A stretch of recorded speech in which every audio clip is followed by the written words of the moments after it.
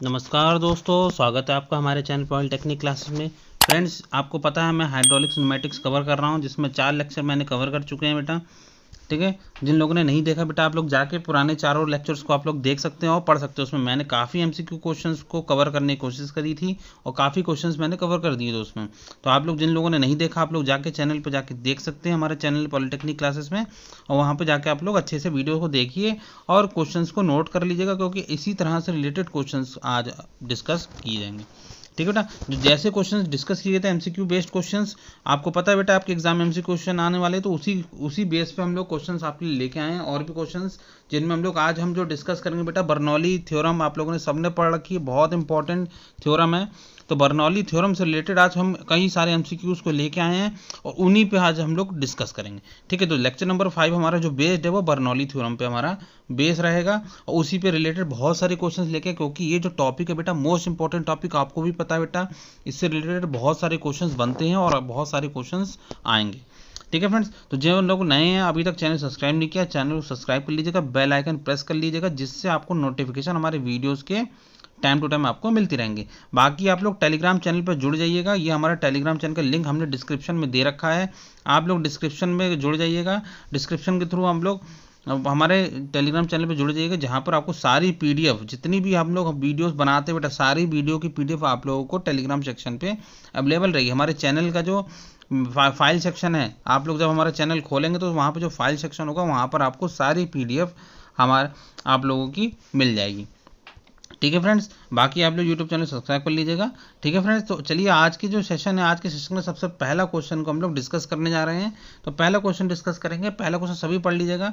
The rate of flow through venturimeter varies as, venturimeter में से बहाव की दर निम्न रूप से बदलता है। तो अच्छा क्वेश्चन पूछा गया है, पहला ही क्वेश्चन मैं वेंचुरीमीटर से लेके आया हूँ। ठीक है ना, तो वेंचुरीमीटर को बेटा आप लोग अच्छे से पढ़ लीजिएगा, क्या मेजर करता है। सबसे पहले आपको ये पता होना चाहिए क्या मेजर करता है, क्या डिवाइस होती है, इसको चीज़ों के बारे में अच्छे से पढ़ लीजिएगा बेटा। ऑप्शंस की बात करी जाए, ऑप्शन है एच, ऑप्शन सेकंड है H3/2, ऑप्शन है H1/2, H की पावर 2। तो ये सब पावर में है बेटा, सब लोग क्लियर हो रहा है। ठीक है बेटा, तो जल्दी से कमेंट करके आंसर बताइए कि भाई जो रेट ऑफ फ्लो होता है, रेट ऑफ फ्लो आप लोगों ने अगर वेंचुरीमीटर को अच्छे से पढ़ रखा होगा तो रेट ऑफ फ्लो आप लोग को पता होगा। रेट ऑफ फ्लो की एक इक्वेशन बन के आती थी, आप सभी लोग ने देखा होगा वेंचुरीमीटर में।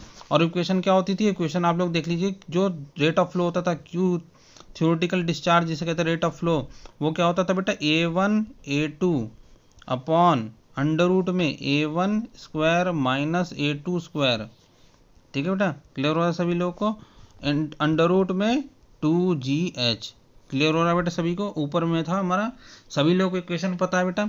जिन लोगों ने नहीं पढ़ रखा बेटा, आप लोग जाके देख लीजिएगा, यही इक्वेशन होती है A1 A2 upon under root A1 square minus A2 square into 2GH। तो यहाँ पर आप लोग देख सकते हैं A1 A2 हमारा कांस्टेंट है, ये भी कांस्टेंट है, 2G भी हमारा कांस्टेंट है। तो Q जो थ्योरेटिकल होता है वो कैसे वेरी कर रहा है, रूट में H मीन्स H की पावर 1/2। क्लियर हो रहा है बेटा। तो थ्योरेटिकल जो रेट ऑफ फ्लो होता है H की पावर 1/2, आपको पूरा मैंने फॉर्मूला दिखा दिया है। तो फॉर्मूला आंसर कौन सा हो जाएगा बेटा, सीधे सीधे कंसेप्ट क्लियर हो रहा है, आंसर हमारा C सही हो जाएगा। ठीक है बेटा, क्लियर हो रहा है बेटा सब लोग, फॉर्मूले को अच्छे से याद कर लीजिएगा। ऑप्शन कौन सा सही है, H की पावर 1/2। तो जो हमारा रेट ऑफ फ्लो होता है वेंचुरीमीटर में, वो हमारा H की पावर 1/2 में बदलता है। ठीक है, क्लियर हो रहा है बेटा सभी लोग को। ऑप्शन पहला का ऑप्शन C सही है। नेक्स्ट क्वेश्चन की बात की जाए, क्वेश्चन नंबर 2 पढ़ लीजिएगा। Venturimeter is used to measure flow of fluid in pipe when pipe is, venturimeter का प्रयोग पाइप में तरल के प्रवाह को मापने के लिए प्रयोग किया जाता है जब पाइप डैश होता है। पाइप कैसा होगा, हॉरिजॉन्टल होगा जिसे क्षैतिज कहते हैं, वर्टिकल होगा फ्लो डाउनवर्ड, ऊर्ध्वाधर नीचे की ओर प्रवाहित, वर्टिकल फ्लो अपवर्ड, ऊर्ध्वाधर ऊपर की ओर प्रवाहित, इन एनी पोजिशन किसी भी स्थिति में। तो जल्दी से बेटा कमेंट करिए सभी लोग, बहुत अच्छा क्वेश्चन पूछा गया वेंचुरीमीटर से रिलेटेड, इसीलिए मैं कह रहा हूँ बेटा आप लोग वेंचुरीमीटर, और मैं बता रहा हूँ बेटा ऑरिफिस मीटर, ठीक है बेटा, पिटॉट ट्यूब, ये सारे नाम जो मैंने लिए हैं बेटा, आप लोग सभी लोग इस सारे टॉपिक्स को अच्छे से पढ़ लीजिएगा, क्योंकि इससे रिलेटेड क्वेश्चंस बहुत एमसीक्यू बनने वाले हैं और ये सारे आपके सिलेबस में दे रखे हैं। ठीक है फ्रेंड, तो जल्दी जल्दी से कमेंट करके आंसर बताइए, वेंचुरोमीटर क्या होता है फ्लो पाइप में, जब पाइप कैसा होना चाहिए, क्षैतिज होगा, वर्टिकल होगा कि किसी पोजीशन पे होगा। तो आप लोगों को पता है बेटा, जो वर्टिकल, जब हम वेंचुरोमीटर की बात करते हैं तो वेंचुरोमीटर में जब हम लोग फ्लो मेजर करते हैं तो फ्लो जब पाइप होता है, पाइप किसी भी पोजिशन पर होगा, चाहे वो हॉरिजॉन्टल हो फ्लो कर रहा है पाइप या हमारा वर्टिकल फ्लो पाइप कर रहा हो, ठीक है ना, तो फ्लो जो हो रहा हो हमारा लिक्विड का, तो हम लोग वेंचुरोमीटर के थ्रू फ्लो को मेज़र कर सकते हैं। ठीक है, द्रव्य का प्रवाह को मेजर कर सकते हैं। ठीक है बेटा, तो इसका ऑप्शन हो जाएगा ऑप्शन डी। सभी लोग क्लियर हो बेटा, इन एनी पोजीशन, कोई भी पोजीशन में होगा तो वेंचुरोमीटर के थ्रू हम लोग प्रवाह दर नाप सकेंगे। डिस्चार्ज, वेंचुरोमीटर के बारे में आपको पता है ना, वेंचुरोमीटर क्या मेजर करता है बेटा, डिस्चार्ज मेजर करता है। ध्यान रखना, जब विसर्जन को ये मापता है। सभी लोगों क्लियर हो बेटा, एक क्वेश्चन से मैंने 2 क्वेश्चन आप लोगों को बता दिए हैं। अगर कभी आ जाए वेंचुरोमीटर क्या मेजर करता है तो डिस्चार्ज आप लोगों को क्लियर करके बता देना। ठीक है बेटा, तो ऑप्शन कौन सा सही है, डी ऑप्शन सही है। नेक्स्ट क्वेश्चन की बात करें, क्वेश्चन नंबर 3 देख लीजिएगा। The total head in a flow is the sum of, एक बहाव में कुल हेड होता है, किसके बराबर होता है, piezometric head and datum head, piezometric head and pressure head, piezometric head and sum and velocity head, piezometric head, velocity head and datum head. तो यहाँ पर ये बताना है कि जो बहाव में कुल हेड होता है वो किसका बराबर होता है, जोड़ किसके जोड़ के बराबर होता है। चारों ऑप्शन आप लोग को दे रखे हैं, जल्दी से फटाफट बेटा कमेंट करके आंसर बताइए। जो टोटल हेड होता है आप लोगों को बताना है क्या होता है। टोटल हेड का फॉर्मूला सबको पता है, H बराबर P by rho ji plus V square by 2G plus Z। क्लियर है बेटा ये सभी को, जिसमें P बाई G क्या होता है, P by rho g pressure head, V square by 2G velocity head, और Z क्या होता था, डेटम हेड, या हम लोग कहते थे स्टैटिक हेड। क्लियर है बेटा सभी लोगों को, तो तीनों का जो सम होता था वही टोटल हेड के बराबर होता है। अब बता दिए बेटा, अब तो मैंने आंसर आपको बता दिया है। ऑप्शन जल्दी से कमेंट करके आंसर बताइए बेटा। Pressure head plus velocity head plus static head, या हम लोग कहते हैं डेटम हेड।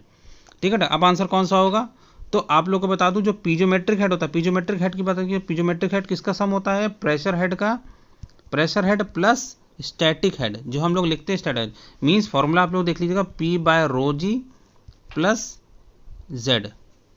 ठीक है बेटा, ये होता है हमारा पीजोमेट्रिक हेड। तो क्लियर हो रहा है बेटा, तो पीजोमेट्रिकल प्लस डेटम हेड ये तो गलत हो गया, ये नहीं हो सकता, इसमें वेलोसिटी हेड आ नहीं रहा है। Piezometric head plus pressure head ये भी गलत हो गया, इसमें भी वेलोसिटी हेड नहीं आ रहा है, 2 बार हमारा प्रेशर आ जा रहा है। Piezometric head plus velocity head, तो पीजोमेट्रिक हेड कितना हो गया, P बाय रो जी, और पीजोमेट्रिक हेड हो गया प्लस Z, और वेलोसिटी हेड कितना होता है, V स्क्वायर बाई 2G। तो ये फॉर्मूला हमारा मैच कर गया टोटल हेड से, तो यही हेड का फॉर्मूला होता है, तो इसका मतलब सी ऑप्शन हमारा सही है। क्लियर हो रहा है बेटा, बाकी पीजोमेट्रिक head, velocity head, datum head ये एक भी हमारा ऑप्शन गलत है। क्लियर हो रहा है बेटा सभी कंसेप्ट वाइज। तो टोटल हेड क्या होता है, pressure head plus velocity head plus datum head. ठीक है ना, तो ऑप्शन कौन सा सही है, सी ऑप्शन। सभी लोगों को बेटा ऑप्शन डी सही लग रहा होगा, मैक्सिमम लोगों को डी ऑप्शन सही लग रहा हो, लेकिन डी ऑप्शन हमारा गलत है। सही ऑप्शन कौन सा है बेटा, सी ऑप्शन। सभी लोग फिर से देख लीजिएगा, जो टोटल हेड होता है फ्लो में वो कौन सा होता है, piezometric head plus velocity head, option C सही है। ठीक है बेटा, क्लियर हो रहा है सभी लोगों को। नेक्स्ट क्वेश्चन की बात की जाए, क्वेश्चन नंबर 4 देख लीजिएगा। In a flow field at the stagnation point, किसी प्रवाह क्षेत्र में अवरुद्ध बिंदु पर, स्टैग्नेशन पॉइंट पर क्या होता है। ए ऑप्शन है प्रेशर 0, बी ऑप्शन है टोटल एनर्जी 0, सी ऑप्शन है pressure head equal to velocity head, and D option है all velocity head is converted into pressure head. तो जल्दी से बेटा कमेंट करके आंसर बताइए आप लोगों को कि भाई अवरोध बिंदु पर दाब शून्य होता है कि सकल ऊर्जा शून्य होती है, दाब ऊर्जा गतित हेड बराबर होते हैं, संपूर्ण गतित हेड दाब हेड का बदल जाता है। तो आप लोगों को पता होना चाहिए बेटा स्टैग्नेशन पॉइंट कहाँ पर मिलता है, आप लोगों ने स्टैग्नेशन पॉइंट कहाँ पर पढ़ा था, जल्दी से कमेंट करके आंसर बताइए बेटा। स्टैग्नेशन पॉइंट को कहाँ पे पढ़ा था आप लोगों ने पिटॉट ट्यूब में पढ़ा था। जैसे मान लीजिए, जैसे आप लोगों ने देखा होगा कि ये पाइप है, पाइप में हमारा ये पिटॉट ट्यूब का सिंबल बनता था हम लोग का। ठीक है ना, यही हमारी पिटॉट ट्यूब होती थी। पिटॉट ट्यूब में अगर इस पॉइंट पे बात की जाए, ये पॉइंट है, इस पॉइंट पे बात की जाए, ये जो पॉइंट हमारे बी है अंदर का पॉइंट, ठीक है, पिटॉट ट्यूब के अंदर पॉइंट। क्लियर हो रहा है सभी लोग को। चित्र मैं फिर से बड़ा बना देता हूँ, आप लोग देख लीजिएगा। ये हमारा जो पिटॉट ट्यूब है, ये हमारा पिटॉट ट्यूब है बेटा, सभी लोग क्लियर है पिटॉट ट्यूब। तो इस पॉइंट पे अगर हम वेलोसिटी की बात की जाएगी, इस पॉइंट पे, इस और इसके अंदर पॉइंट पे वेलोसिटी की बात की जाएगी, तो यहाँ पर क्या हो जाएगा, ये स्टैग्नेशन पॉइंट होता है। इस पॉइंट पे वेलोसिटी क्या होती है, 0 हो जाती है। ध्यान रखना बेटा, ये पिटॉट ट्यूब के अंदर ये पॉइंट होता है स्टैग्नेशन पॉइंट। इस पॉइंट पे हमारा क्या होता है, वेलोसिटी जीरो होती है, कभी भी प्रेशर जीरो नहीं होता, ध्यान रखना बेटा। और यहाँ पर जो प्रेशर मेजर करते हैं वो पूरा हमारा पीजोमेट्रिक प्रेशर के थ्रू हम लोग का क्या करता है, प्रेशर हेड हमारा, इसमें पीजोमेट्रिक नहीं प्रेशर हेड हमारा मेजर होता है पिटॉट ट्यूब में। ठीक है, क्लियर हो रहा है। तो प्रेशर इक्वल टू जीरो ये नहीं होता है हमारा स्टैग्नेशन पॉइंट पे। टोटल एनर्जी बराबर जीरो ये तो नहीं होता, केवल वेलोसिटी हेड जीरो होता है, तो वेलोसिटी के कारण उसकी एनर्जी जीरो होगी। ठीक है बेटा, v²/2g हमारा जीरो हो सकता है, तो ये ऑप्शन भी गलत है हमारा। Pressure head equal to velocity head ये भी गलत है, क्योंकि वेलोसिटी हेड तो हमारा जीरो हो ही जाता है स्टैग्नेशन पॉइंट पे, तो ये तो हो ही नहीं सकता। All velocity head is converted to pressure head, ये चीज़ ठीक है। वेलोसिटी हेड जीरो हो जाता है, इसका मतलब वेलोसिटी हेड हमारी सारी कन्वर्ट हो जाती है हमारी प्रेशर हेड में, और वेलोसिटी हेड हमारा खत्म हो जाता है। ठीक है, तो डी ऑप्शन हमारा सही है। क्लियर हो रहा है बेटा सबको? कंसेप्ट वाइज आप लोगों ने अगर पिटॉट ट्यूब को अच्छे से पढ़ा रखा होगा तो आपको डी ऑप्शन आपको सही दिखेगा। ठीक है बेटा, तो सभी लोग ध्यान रखना बेटा, आप लोग कंसेप्ट को, हाइड्रोलिक्स के अच्छे कंसेप्ट्स को सही से पढ़ लीजिएगा। बर्नौली के प्रॉब्लम्स, पिटॉट ट्यूब, वेंचुरीमीटर्स बहुत अच्छे से पढ़िएगा। Next question, which of the following assumptions are not there in deriving the Bernoulli equation? Bernoulli समीकरण को प्राप्त करने के लिए निम्न से कौन सा उदाहरण सही नहीं है? पहला ऑप्शन है फ्लो इज स्टेडी, तरल स्थिर है। फ्लो इज इनकम्प्रेसिबल, तनाव प्रवाह असंपीड्य है। सी ऑप्शन है फ्लो इज रोटेशनल, प्रवाह घूर्णन है। विस्कोसिटी जीरो, श्यानता शून्य है। तो फटाफट बेटा कमेंट करके आंसर बताइए। आप लोगों को एजम्पशंस याद होने चाहिए बर्नौली के। इसमें पूछा गया है कौन सा सही नहीं है। ठीक है, क्लियर हो रहा है? एजम्पशंस करेक्ट नहीं है, गलत एजम्पशंस है, तो गलत एजम्पशंस आपको पकड़ना है। तो इसकी आंसर की बात की जाए, फ्लो इज स्टडी, ये ऑब्वियसली बात है एजम्पशन होता है हमारा बर्नौली थ्योरम का। फ्लो इज इनकम्प्रेसिबल, ये भी हमारा एजम्पशन होता है। ठीक है बेटा, आपका बर्नौली इक्वेशन का। विस्कोसिटी जीरो, ये भी हमारा एजम्पशन होता है, लेकिन फ्लो इज रोटेशनल, ये हमारा एजम्पशन नहीं होता है। तो आंसर सी हमारा सही है। ठीक है बेटा, फ्लो रोटेशनल नहीं, फ्लो इररोटेशनल होना चाहिए। ठीक है, वो हमारा एजम्पशन होता है, तो सी ऑप्शन हमारा सही है। क्लियर हो रहा बेटा? एजम्पशन नहीं की बात की जा रही है, तो हमारा सी ऑप्शन गलत है। अगर हाँ की बात की जाती तो तीनों ऑप्शन ए, बी और डी सही होता, लेकिन अभी कौन सा सही है? सी ऑप्शन सही है। सबको क्लियर हो रहा है बेटा? इस क्वेश्चन का आंसर क्या है? इस क्वेश्चन का आंसर ऑप्शन सी सही है। सभी लोग बेटा कंफ्यूज मत होइएगा, आंसर सी सही है। नेक्स्ट क्वेश्चन की बात की जाए, क्वेश्चन नंबर 6 पढ़ लीजिएगा। When the venturimeter is inclined then for a given flow it will show. जब वेंचुरोमीटर झुका हुआ होता है तो किसी दिए गए प्रवाह के लिए वह दिखाया गया less reading, more reading, same reading, inaccurate reading.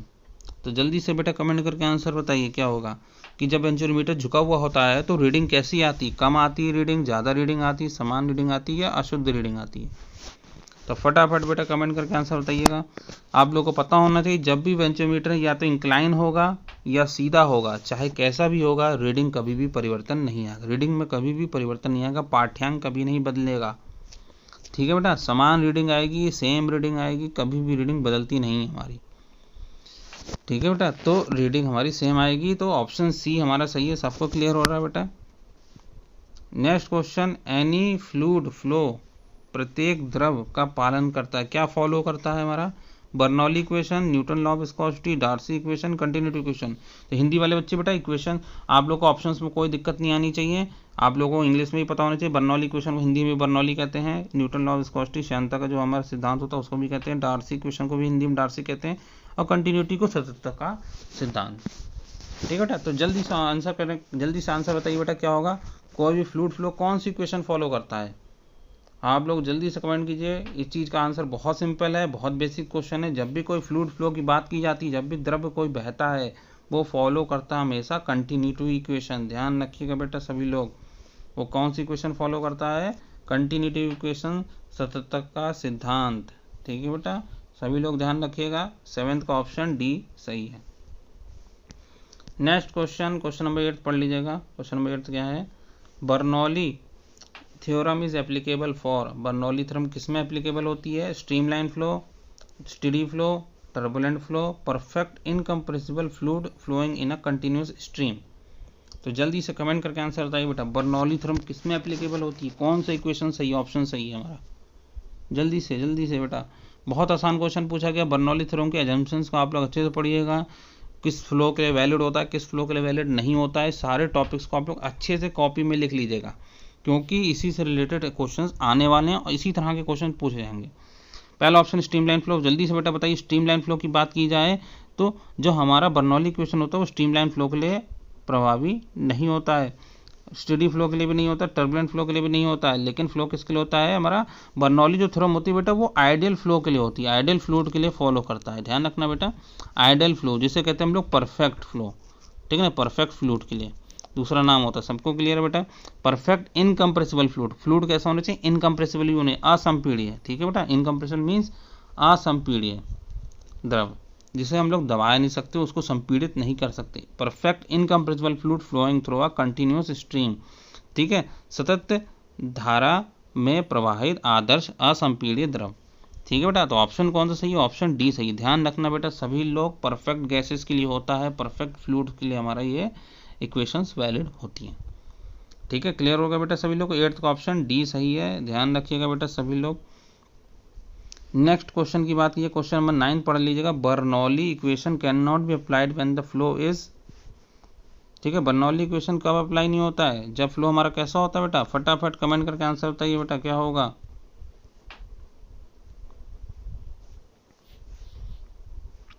फटाफट बेटा फटाफट जल्दी से बताइए। Bernoulli equation can not be apply, बहाव के स्वरूप में बर्नौली का सूत्र नहीं लागू होता है। Irrotational, rotational, streamlined, non viscous. तो फटाफट बेटा कमेंट करके आंसर बताइएगा सभी लोग। हिंदी वाले बच्चों कोई दिक्कत नहीं होनी चाहिए, ऑप्शंस में आप लोगों को पढ़ लीजिएगा फटाफट। बर्नौली इक्वेशन की बात की जाए तो किसमें अप्लाई नहीं होता, इरोटेशनल में अप्लाई होता है, स्ट्रीमलाइन में भी अप्लाई होता है, नॉन विस्कस में भी अप्लाई होता है, लेकिन रोटेशन में अप्लाई हमारा नहीं होता है। तो यही ऑप्शन हमारा सही है, ध्यान रखना बेटा, बी ऑप्शन। सबको क्लियर हो रहा है बेटा? रोटेशनल फ्लो कभी भी हमारा बर्नौली इक्वेशन को अप्लाई नहीं करता है। ऑप्शन कौन सा सही है, ऑप्शन हमारा बी सही है, ध्यान रखना बेटा सभी लोग।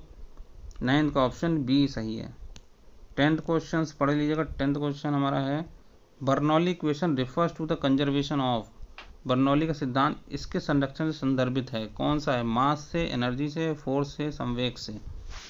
तो कमेंट करके आंसर बताइए बेटा बर्नौली इक्वेशन किससे कंजर्वेशन होता है हमारा।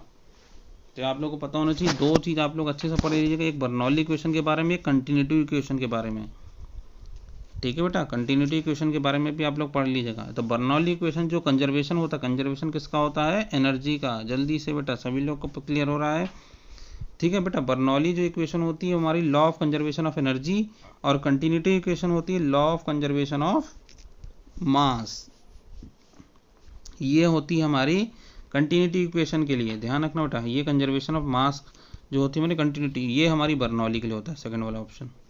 बाकी दो ऑप्शन किसी को फॉलो नहीं करते हैं। तो क्लियर हो बेटा? अब यहाँ पे पूछा गया बर्नौली के लिए, तो बर्नौली के लिए ऑप्शन हमारा एनर्जी हमारा सही होगा, ठीक है बेटा। क्लियर हो रहा है सभी लोग को?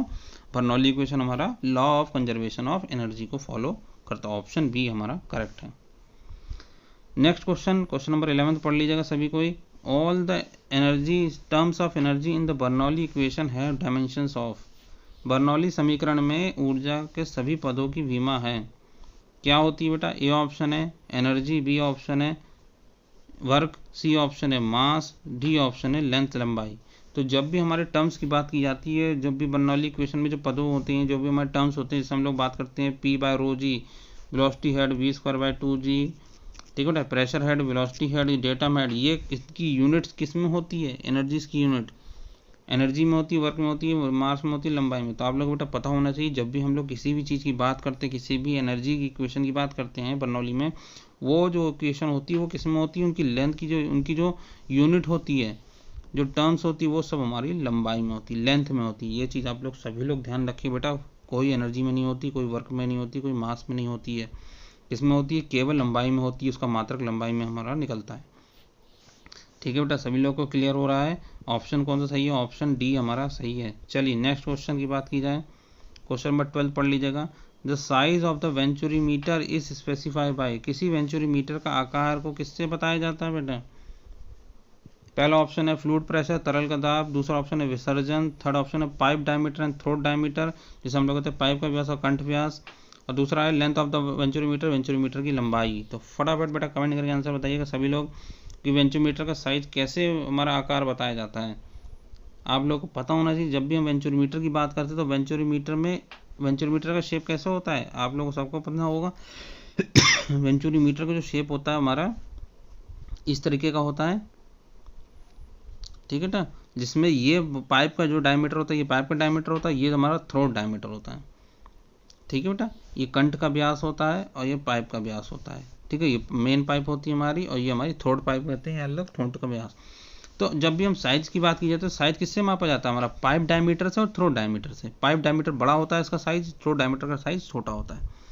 ठीक है बेटा, तो ऑप्शन क्लियर हो, पाइप का व्यास और कंठ का व्यास, यही ऑप्शन सही है बेटा। आप लोगों को क्लियर होना चाहिए। अच्छे क्वेश्चन से आप लोगों के लिए लेके आया हूँ मैं, जिससे आप कंसेप्ट क्लियर होने चाहिए, basic concept.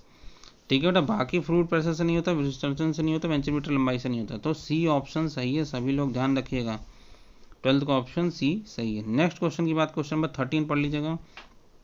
The term v²/2g is known as, v²/2 को कैसे जाना जाता है? काइनेटिक एनर्जी, गतिज ऊर्जा, प्रेशर एनर्जी, दाब ऊर्जा, गतिज ऊर्जा पर यूनिट वेट, गतिज ऊर्जा पर इकाई भार, और हमारा नन ऑफ दीज। तो फटाफट बेटा कमेंट करके सभी लोग आंसर बताइएगा क्या होता है। v²/2g हम लोग किसे कहते हैं?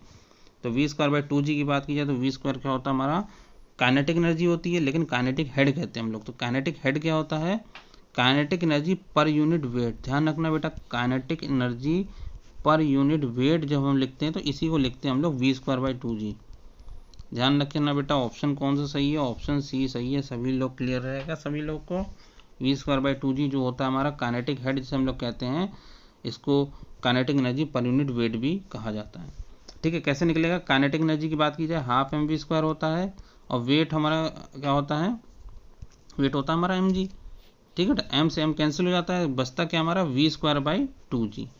ठीक है बेटा, v²/2g, यहीं से हमारा काइनेटिक एनर्जी आता है। क्लियर हो बेटा? 13 का ऑप्शन सी सही है। नेक्स्ट क्वेश्चन की बात की जाए, क्वेश्चन नंबर 14 देख लीजिएगा। Which of the following equations assumptions of Bernoulli theorem is not correct? Bernoulli सिद्धांत को निम्नलिखित कौन सी मान्यता सही नहीं है? फ्लो शुड बी अनस्टेडी, प्रवाह अस्थिर होना चाहिए। फ्लो शुड बी कंटिन्यूअस, तरल सतत होना चाहिए। Flow should be incompressible, flow should be compressible, तरल संपीड़ होना चाहिए। फ्लो शुड बी फ्रिक्शनलेस, घर्षण रहित होना चाहिए।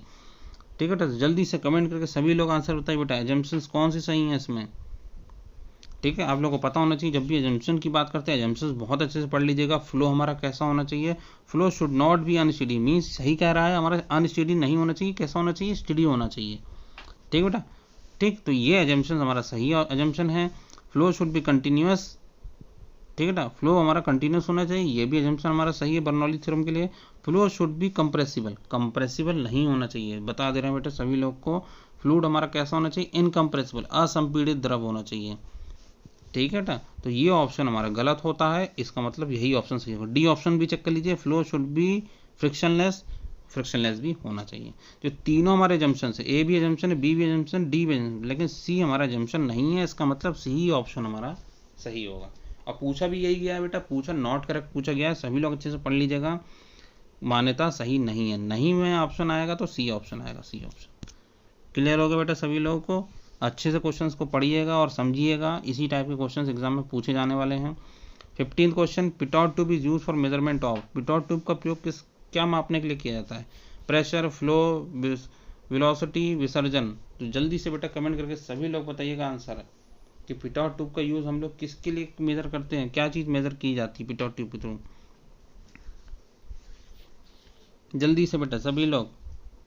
प्रेशर है गया, प्रवाह हो गया, वेलोसिटी। अच्छा क्वेश्चन पूछा गया है, जब भी पिटॉट ट्यूब की बात की जाएगी बेटा तो पिटॉट ट्यूब के थ्रू हम लोग क्या मेजर करते हैं? ध्यान रखना बेटा, पिटॉट ट्यूब के थ्रू क्या मेजर करते हैं? पिटॉट ट्यूब के थ्रू हम लोग प्रेशर मेजर करते हैं। ध्यान रखना बेटा सभी लोग, ध्यान रखना बेटा। स्टैग्नेशन प्रेशर हो गया, ठीक है, स्टैग्नेशन प्रेशर हो गया, ठीक, ये हम लोग कहते हैं टोटल हेड हो गया। ठीक है, स्टैग्नेशन प्रेशर हो गया, ठीक है, या टोटल हेड हो गया। इन सब चीज़ों को मापने के लिए हम लोग क्या यूज़ करते हैं? पिटॉट ट्यूब का यूज़ करते हैं। ये सब चीज़ आप लोग ध्यान हो जाए, वेलोसिटी का यूज़ नहीं, फ्लो मेजर के लिए हम लोग का नहीं होता है ये सब। ठीक है, पिटॉट ट्यूब का यूज़ हम लोग किस लिए करते हैं? प्रेशर को मेजर करने के लिए। स्टैग्नेशन प्रेशर जो होता है हमारा, प्रेशर जो क्रिएट होता है ना पिटॉट ट्यूब में हमारा, इस तरीके से जब हम लोग बनाते हैं तो यहाँ पर जो प्रेशर क्रिएट होता है यहाँ पे वही प्रेशर मेजर किया जाता है। ये हम लोग टोटल हेड, जब टोटल हेड कितना हमारा क्रिएट हो रहा है, ठीक है ना, वेलोसिटी तो हमारी होती नहीं है पिटॉट ट्यूब में, तो ये तो हो ही नहीं सकता फ्लो से रिलेटेड चीज़ें। ठीक है, तो 15 का ऑप्शन ए सही है, सभी लोगों के लिए हो रहा है बेटा 15 का ऑप्शन। ठीक है, नेक्स्ट क्वेश्चन की बात की जाए, क्वेश्चन नंबर 16 पढ़ लीजिएगा। Bernoulli equation can be derived from. Bernoulli समीकरण को निम्न से प्राप्त किया जाता है। अब ये क्वेश्चन पूछा गया है, पूरा थ्योरम से रिलेटेड क्वेश्चन पूछा गया है कि डेरिवेशन हम लोग ने जब इक्वेशन को प्रूफ किया था कि p by rho ji plus V square by 2g plus z बराबर कांस्टेंट, ये इक्वेशन जो आई थी किससे बन के आई थी, कहाँ से स्टार्ट किया था। तो आप लोग को ये चीज़ पता होनी चाहिए। पहला ऑप्शन है कंटिन्यूटी इक्वेशन, दूसरा ऑप्शन है न्यूटन लॉ ऑफ विस्कोसिटी, तीसरा ऑप्शन है Reynold transport theorem, D option है यूलर्स इक्वेशन। तो आप लोगों को बेटा ये चीज़ें पता होनी चाहिए। आप लोग थोड़ा सा डेरिवेशन भी अच्छे से पढ़ लीजिएगा, बर्नौली इक्वेशन का डेरिवेशन कैसे बनता है बेटा, ठीक है। इसको बनने का कंसेप्ट भी आप लोग पढ़ लीजिएगा। बनने का कंसेप्ट डेरिवेशन तो नहीं आएगा, लेकिन डेरिवेशन से रिलेटेड कुछ कंसेप्ट जरूर पूछे जाएंगे एमसीक्यूज में। तो बर्नौली इक्वेशन की बात कीजिए तो बर्नौली इक्वेशन किससे ड्राइव होता है, ऑप्शन डी। ध्यान रखिए बेटा, यूलर इक्वेशन से हमारा ये ड्राइव होता है। कंटिन्यूटी इक्वेशन से ड्राइव नहीं होता है, न्यूटन लॉ ऑफ विस्कोसिटी नहीं होता, रेनॉल्ड ट्रांसपोर्ट थ्योरम से नहीं। ऑप्शन कौन सा सही, ऑप्शन डी ऑप्शन सही है। क्लियर हो रहा है बेटा, डी ऑप्शन। ध्यान रखिएगा बेटा सभी लोग। नेक्स्ट क्वेश्चन की बात की जाए, working of orifice meter is based on. Orifice meter की कार्यप्रणाली आधारित होती किस पर आधारित होती, Pascal law, Bernoulli theorem, Stokes law, Archimedes principle. तो फटाफट बेटा ऑरिफिस मीटर्स को भी आप लोग अच्छे से पढ़ लीजिएगा। ऑरिफिस मीटर से भी क्वेश्चन एमसीक्यू आने वाले हैं और ज़रूर आएंगे एग्जाम में, इसीलिए आपके लिए एक एक टॉपिक से रिलेटेड क्वेश्चंस मैं आपके लिए लेके आया हूँ, जिससे आप लोगों को चीज़ें क्लियर होनी चाहिए। तो ऑरिफिस मीटर की बात की जाए तो ऑरिफिस मीटर किससे रिलेटेड होता है, बर्नौली थ्योरम। ध्यान रखना बेटा, ऑरिफिस मीटर हमारा किससे रिलेट होता है, हमारा कार्यप्रणाली किससे होती है, हमारी बर्नौली थ्योरम से होती है। ठीक है बेटा, उसमें बर्नौली थ्योरम की क्वेश्चन को अप्लाई करके हम लोग वेलोसिटीज को फाइंड आउट करते हैं। ठीक है, कभी लोग क्लियर है ऑरिफिस मीटर के बारे में। Next question, Bernoulli equation is applicable to. Bernoulli समीकरण प्रयुक्त होता है कंप्रेसिबल फ्लूइड के लिए, इनकम्प्रेसिबल फ्लूइड के लिए, न्यूटोनियन फ्लूइड के लिए, नॉन न्यूटोनियन फ्लूइड के लिए। ठीक है बेटा, तो बर्नौली समीकरण संपीड़ित द्रव, असंपीड़ित द्रव, न्यूटोनियन द्रव, नॉन न्यूटोनियन द्रव। तो किसके लिए बेटा बर्नौली इक्वेशन एप्लीकेबल होता है।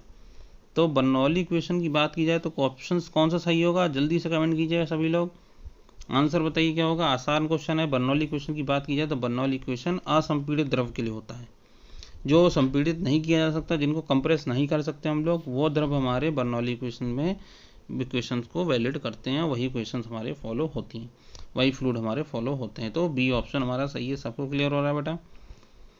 नेक्स्ट क्वेश्चन की बात की जाए, 19th question, the length of the divergent portion of venturimeter is compare to the convergent portion. Venturimeter में अभिसारी भाग की तुलना में अपसारी भाग की लंबाई कितनी होती है बेटा। आप लोग बेटा ये भी चीज़ें क्लियर होनी चाहिए, बहुत बेसिक क्वेश्चन पूछा गया वेंचुरीमीटर से।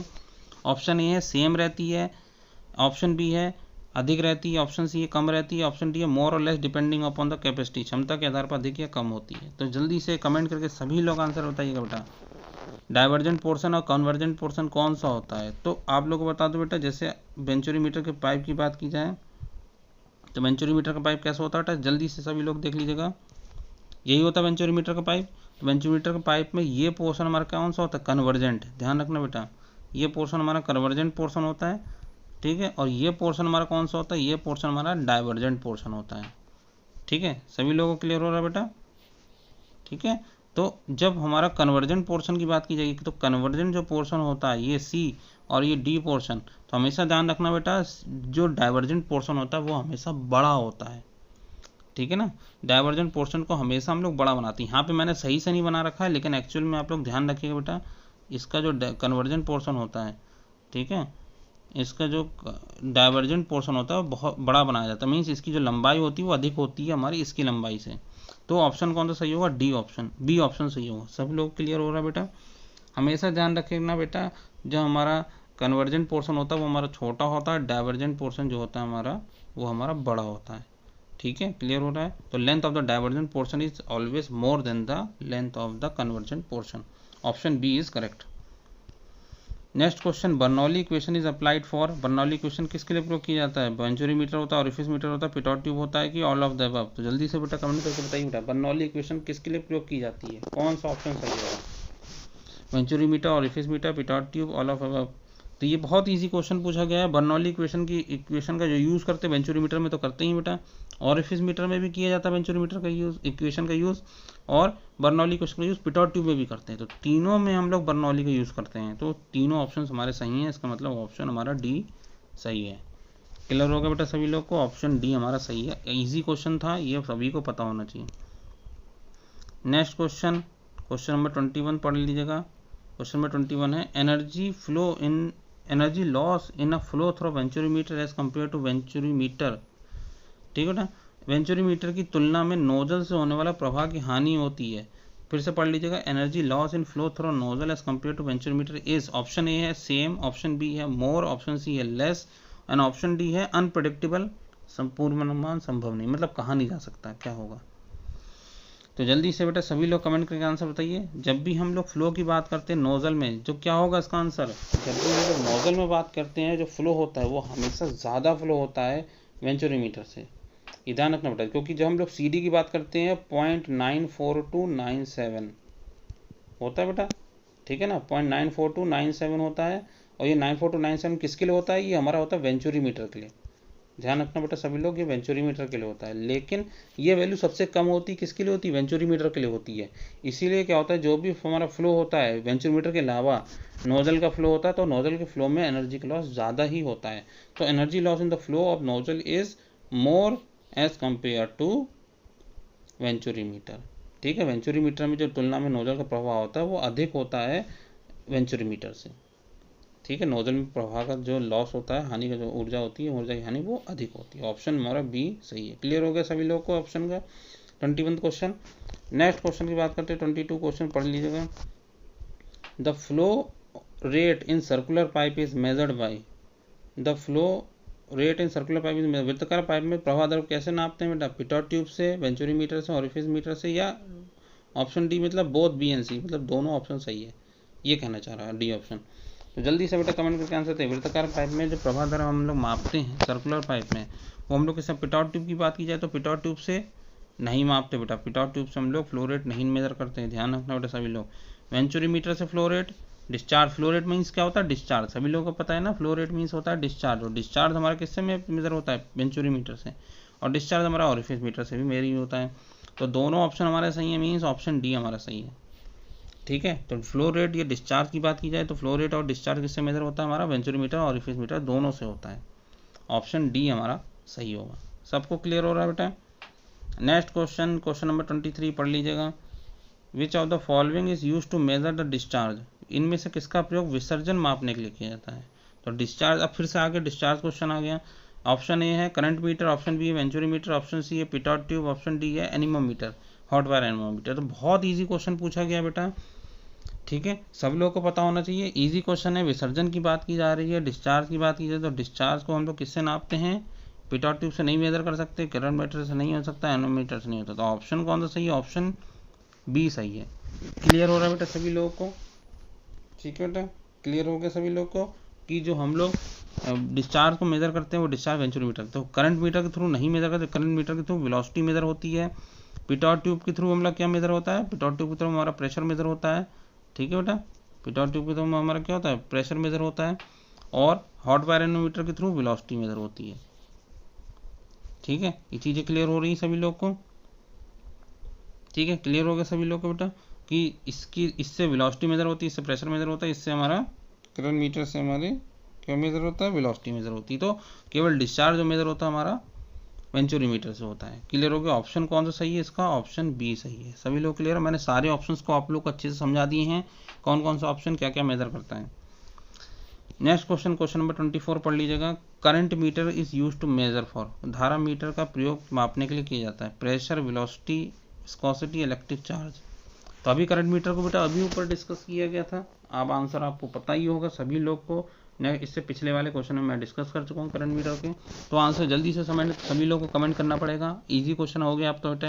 करंट मीटर की बात की जाए तो करंट मीटर हमेशा जो मेजर करता है वो वेलोसिटी मेजर करता है। ठीक है, ये चीज़ सभी लोग ध्यान रखना बेटा, करंट मीटर जो मेजर करता है वो हमारा वेलोसिटी को ये मेजर करता है। ऑप्शन बी हमारा करेक्ट होगा।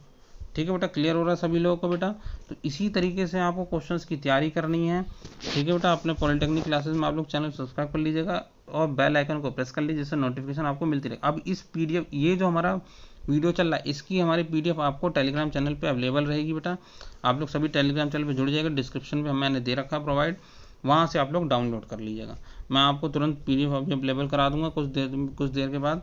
ठीक है, इससे आप लोग जुड़ जाइएगा, ठीक है बेटा। और भी आप लोग को आपके दोस्त अगर पढ़ रहे हैं, किसी भी डिपार्टमेंट में है, सिविल इंजीनियरिंग डिपार्टमेंट में है, तो आप लोग अपने दोस्तों को कमेंट कीजिएगा कि वहाँ पर भी उनके सब्जेक्ट्स के भी MCQ चल रहे हैं साथ साथ, ठीक है। हमारे फैकल्टी मेंबर आप लोग को सब्जेक्ट्स कवर करा रहे हैं, ठीक है। तो अपने दोस्तों के साथ शेयर कीजिएगा, ये हमारे सिविल इंजीनियरिंग के कुछ सब्जेक्ट्स हैं और हमारे फैकल्टीज़ वर्क कर रही हैं, ठीक है। मैकेनिकल इंजीनियरिंग डिपार्टमेंट में भी सर वर्क कर रहे हैं। बाकी आप लोग देख ही रहे हैं, आप लोग का ये हाइड्रोलिक न्यूमेटिक वाला चैप्टर चल ही रहा है, सब्जेक्ट चल रहा है, कवर किया जा रहा है आपको, ठीक है। फैकल्टीज़ हमारी कवर कर रही हैं और साथ ही साथ ये सारी फैकल्टीज़ हम लोग को मैकेनिकल में कवर कर रहे हैं। नेक्स्ट है इलेक्ट्रिकल डिपार्टमेंट में। अगर आपका कोई दोस्त पढ़ रहा है इलेक्ट्रिकल में भी, तो आप लोग उसको बता सकते हैं कि उनके भी MCQs कवर किए जा रहे हैं, उनके सब्जेक्ट्स के भी MCQs, ये जो आप सब्जेक्ट्स देख रहे हैं इनके भी MCQs कवर हो रहे हैं, ठीक है। बाकी इलेक्ट्रॉनिक्स में मैडम कवर कर रहे हैं कुछ सब्जेक्ट्स, तो आप लोग इलेक्ट्रॉनिक्स में भी अगर कोई बच्चा है तो उसको भी बता दीजिएगा। तो काफ़ी ब्रांचेस, 3-4 ब्रांचेस के सब्जेक्ट्स चल रहे हैं, MCQs कवर हो रहे हैं। तो दोस्तों के साथ ज़्यादा से ज़्यादा शेयर कीजिए, सब्सक्राइब कीजिए और आप अपनी तैयारी अच्छे से करते रहिएगा। चैनल के थ्रू पढ़ते रहिए, क्वेश्चन तैयारी करते रहिए, बुक्स के थ्रू पढ़ते रहिए, ठीक है friends. Okay, thank you friends.